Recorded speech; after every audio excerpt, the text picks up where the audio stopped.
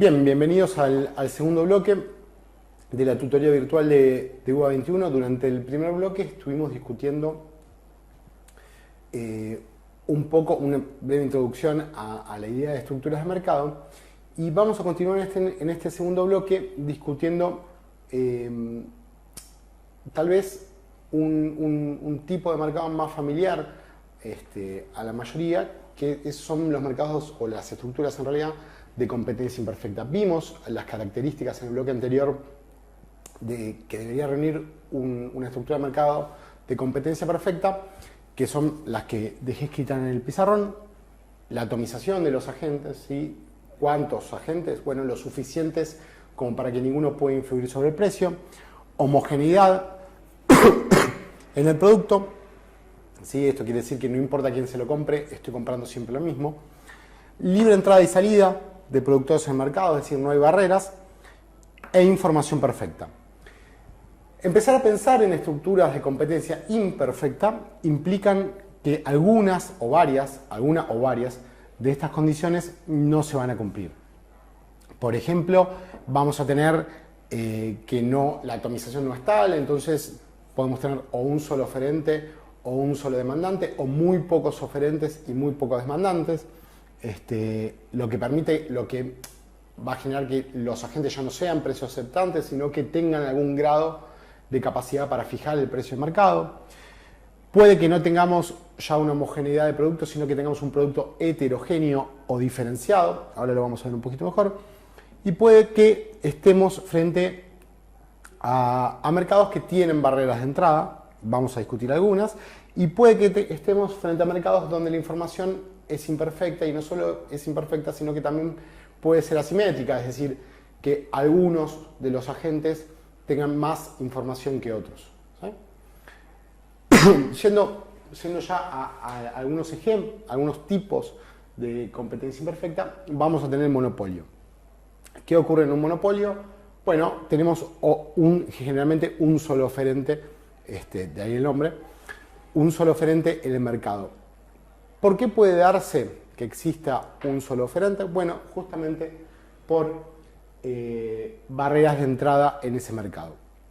¿Qué tipo de barreras de entrada nos podemos encontrar? Bueno, una primera barrera de entrada es el control exclusivo de un recurso puntual que se necesita para la producción de determinado bien o servicio.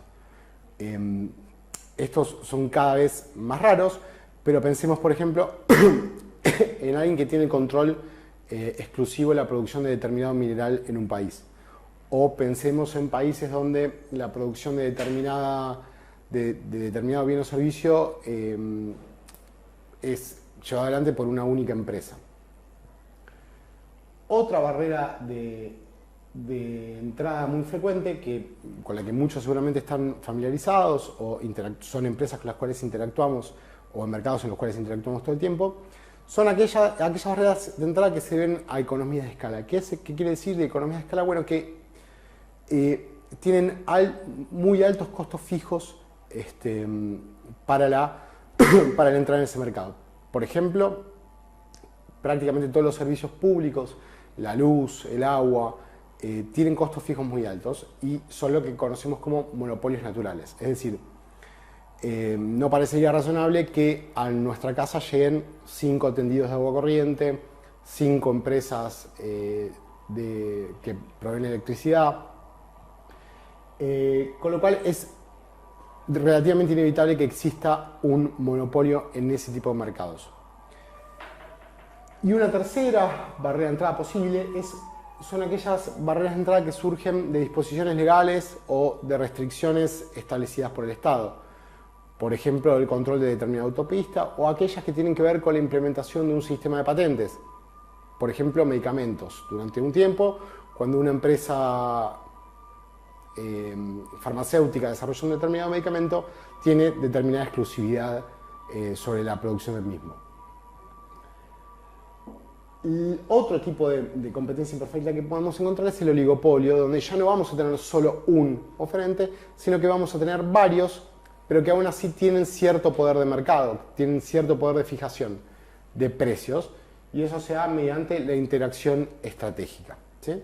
Es decir, si bien no es legal que dos empresas se pongan de acuerdo, por ejemplo, con el precio de lo que van a vender, sí, y eso es lo que se conoce como cartel, sí van a tener precios, si se quiere, más altos y cantidades más bajas que en una estructura de competencia perfecta debido a la interacción estratégica. Y un tercer tipo de competencia perfecta es la de la competencia monopolística.